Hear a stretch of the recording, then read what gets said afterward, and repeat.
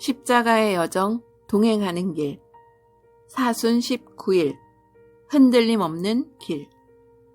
요한복음 7장 14절에서 31절, 37절에서 39절까지의 말씀입니다.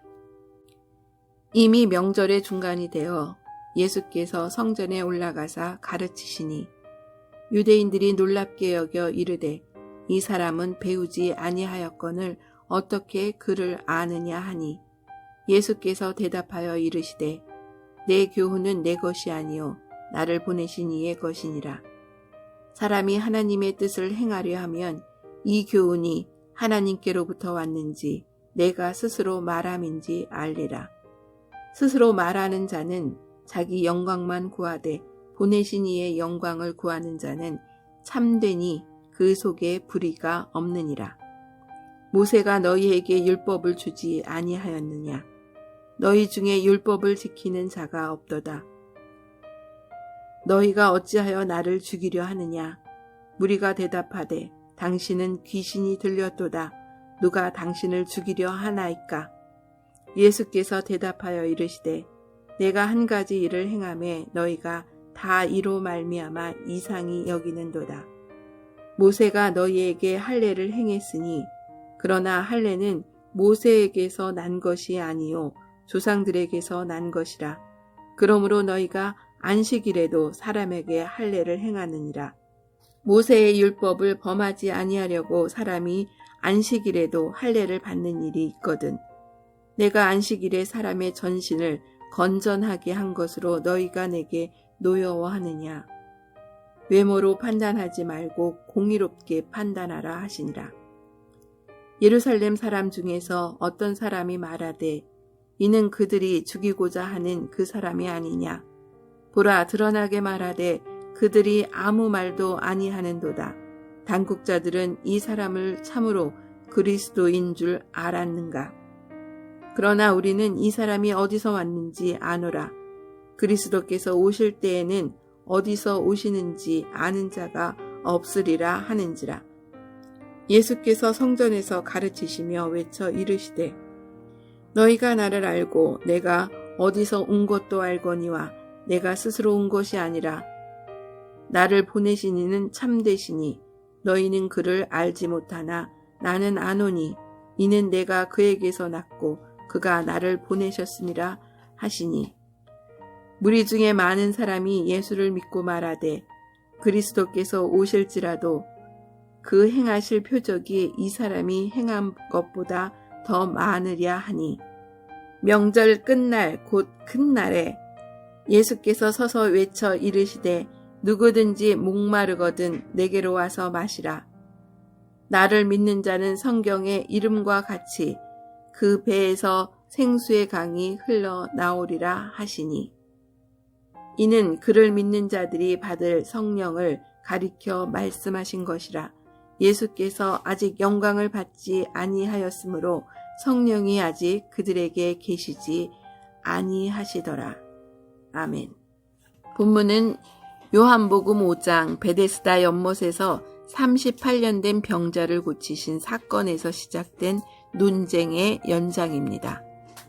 예수께서 병자를 고치신 날은 안식일이었고 이 때문에 유대인들은 안식일 죄를 범했다고 예수님을 공박합니다. 묘하게도 복음서는 예수께서 병자들을 고친 날이 안식일이었음을 여러 차례 강조합니다. 유대인들과의 충돌을 예견할 수 있음에도 안식일에 병자를 고쳐준 예수님의 깊은 뜻이 있어 보입니다. 급기야 예수님은 하나님께서 일하시니 나도 일한다고 말씀하셔서 유대인들의 분노에 기름을 부었습니다. 그들은 예수님 자신이 하나님과 동등한 것처럼 내세웠다며 독신죄, 하나님을 모독한 죄인으로 규정합니다.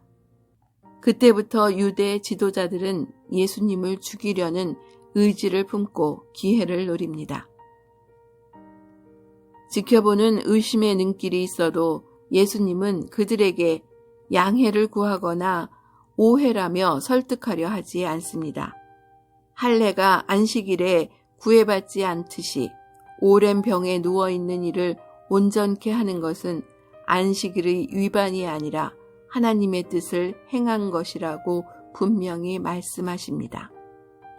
또 하나님의 뜻을 실천하길 진정으로 원한다면 참된 가르침, 진리를 분별할 수 있을 것이고 내 말이 거짓이 없음도 알 것이라고 하십니다.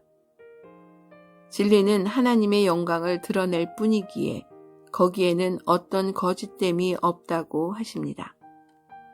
오롯이 하나님 아버지만을 의지하는 예수님의 모습은 모세의 권위를 들먹이며 자신의 울음을 내세우는 종교 지도자들을 견딜 수 없게 합니다. 모세의 권위에 기대어 자기 권위와 영광을 취하는 이들에게 예수님은 불편한 존재입니다. 그들은 진리에 사로잡히길 원치 않습니다. 하나님의 뜻이 담긴 율법과 모세의 가르침을 자기 주장을 합리화하는 도구로 삼고 주님을 비난하며 죄를 씌워 죽음으로 몰고 가려 할 뿐입니다. 생명과 진리인 하나님의 말씀을 죽음으로 내모는 도구로 삼고 있습니다. 주위의 상황에 흔들림 없이 주님은 더욱더 하나님 아버지께 집중합니다.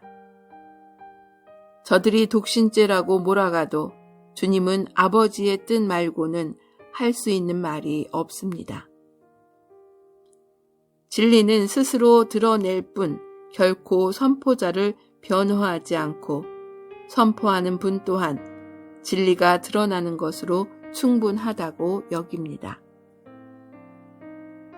진리와 생명의 길은 거절하고 종교적 권위 유지가 제일 중요한 그들로 인해 예수님의 길은 죽음의 길, 십자가의 길로 이어질 수밖에 없습니다. 놀라운 것은 예수께서 저들이 획책하는 죽음의 길, 십자가의 길마저 생명과 구원의 길로 바꾸어 아버지 하나님의 뜻을 온전히 이룬다는 것입니다. 저들은 십자가를 죽음의 도구로 삼지만 주님은 이를 생명과 사랑의 도구로 바꾸어냅니다. 저들의 비난과 분노는 커지고 있지만 주님은 아버지 하나님과 더욱 한 마음 한 뜻이 되어 생명과 진리 가운데 머물고 있습니다. 기도합니다. 주님, 믿음의 길에 선 제가 위로와 사랑을 전하는 도구가 되게 해주십시오. 저희의 신앙이 남을 판단하고 정죄하는 도구가 되지 않길 원합니다. 혹여 누군가 저희의 믿음을 비난하더라도 진리이신 주님을 의지해 사랑으로 승화시킬 수 있게 해주십시오. 예수님의 이름으로 기도합니다. 아멘.